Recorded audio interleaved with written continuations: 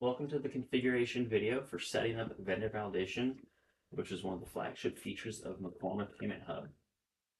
To get started, we'll go to the user setup page so that we can allow access to the users that we want to let use vendor validation. So all you need to do is check the box here for allow vendor validation. Do this for each user in each company that you want to use with vendor validation. This allows users to change the validation options. They can run individual and bulk validations, and they can view a vendor validation history. Users who don't have access to this can still view vendor validation history, but they cannot configure or run validations. So the next step here is to configure vendor validation, the setup options. So we'll go to Mekorma vendor validation setup page.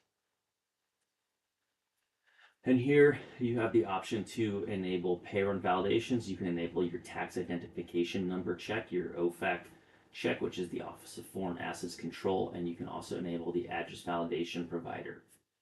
So TIN, OFAC, and address validation are commonly referred to as providers. And then pay run validation is when you run a validation at the time of payment. So before you can turn on pay run validations, you need to enable your providers and then also make sure that the status or the block vendor for payment status is changed from never. So click the toggle for each of these to turn them on. You can turn on all three of them. You can turn on one of them. You can turn on none of them if you want.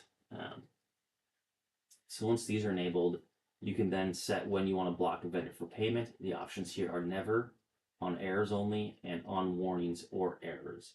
So never will never set a vendor be blocked.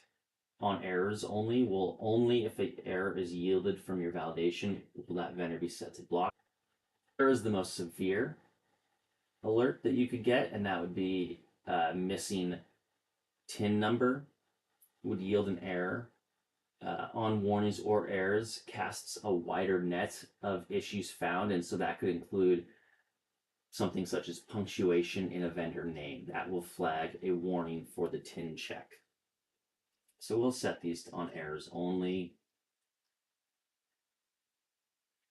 And then you can turn on pay run validations. If you have these set to never or you have them turned off, you'll get a warning about pay run validation that it can't be turned on. So then the configuration for pay run validation here is days since last validation. It defaults to 90, and that's just the amount of time before the system automatically will revalidate a vendor. So if it's been 91 days since they've been last validated and you go to make a payment for them, they'll be validated. If it's been 89 days, they will not be validated. The system will trust that their data and their current status are still good.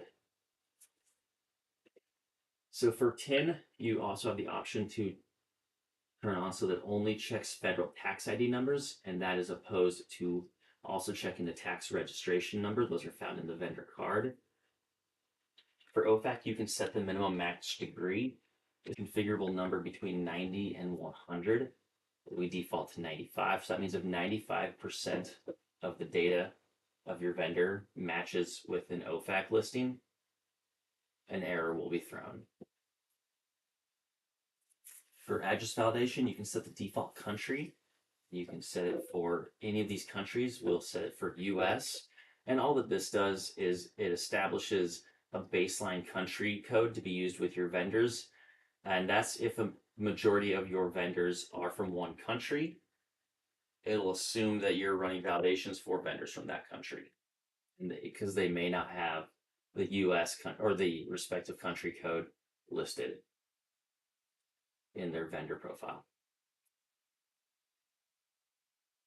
And that is it for setting up Mekorma vendor validation. Thanks for watching.